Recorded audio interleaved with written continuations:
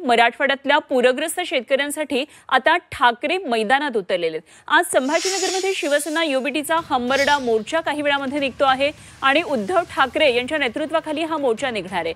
संभाजीनगरच्या क्रांती चौकातून काही वेळामध्ये हा मोर्चा आता निघणार आहे आणि सरसकट कर्जमाफीसह शेतकऱ्यांना हेक्टरी 50,000 रुपये मदतीच्या मागणीसाठी हा मोर्चा होतो आहे। सरकारने जाहीर केलेली मदत ही तुटपुंजी असल्याचा दावा पक्षाने केलेला आहे।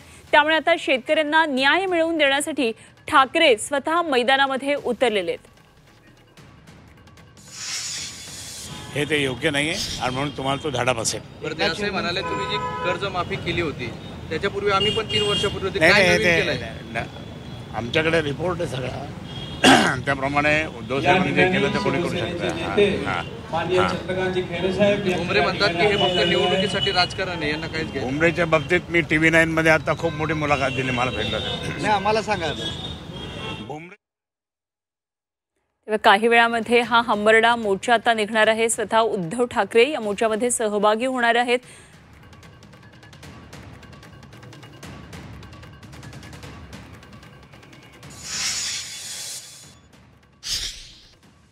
उद्धव ठाकरेंनी एकदा आरशात बघितलं तर अशा प्रकारचे मोर्चे ते काढणार नाहीत।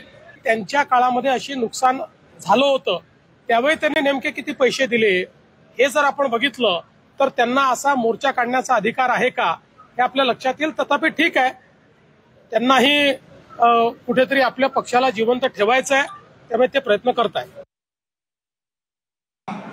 त्यांच्या काळामध्ये देण्याची जेव्हा संधी होती तेव्हा काय म्हणाले, आमच्या हातात काही नाही। इथं पण आले, हात खाली आहे, हात रिकामे आहे, माझ्याकडे देण्यासारखं काय? आणि जेव्हा द्यायचं होतं तेव्हाही नाही दिलं, आणि आता काय आम्ही देणार आहोत। आता हंबरडा कुठं फोडणार, किती वेळा फोडणार? जेव्हा तुमची खुर्ची गेली तेव्हा हंबरडा फोडला, तुमचे आमदार गेले तेव्हा हंबरडा फोडला, आता लोकसभा गेली तेव्हा हंबरडा फोडला, विधानसभेत 120 जागा 100 लढवून 20 आले तेव्हा हंबरडा फोडला। अरे आता थोडा हंबरडा बाकी तेव्हा अजून बाकी काय काय फोडायचं बाकी आहे। शेतकऱ्यांना जिवंत ठेवण्यासाठी असलेल्या मोर्चावर अशा प्रकारच्या टीका टिप्पणी करणं हे या महाराष्ट्रातल्या पूरग्रस्त शेतकऱ्यांचा अपमान आहे। आजचा हंबरडा मोर्चा जो आहे हा शेतकऱ्यांचा आक्रोश हंबरडा हा फक्त देवेंद्र फडणवीस यांच्यापर्यंत नाही तर महाराष्ट्रातला हा आक्रोश हंबरडा दिल्लीपर्यंत पोहोचावा यासाठीचा मोर्चा आहे।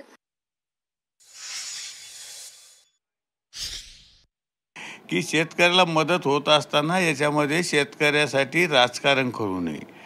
तुम्हाला शेतकरी धडा शिकवल्याशिवाय तुम्हाला राहणार नाही। शेतकऱ्याला ही मदत होऊ राहिली याच्यामध्ये कोणीही राजकारण करू नये। शेतकरी आधीच वल्या दुष्काळामुळं परेशानी, शेतकऱ्याला कसं आपल्याला सगळे मिळून आपल्याला कसं त्यांना पाठिंबा म्हणजे मदत करता येईल याच्यासाठी आपण सहकार्य केलं पाहिजे, याच्यामध्ये राजकारण करू नये।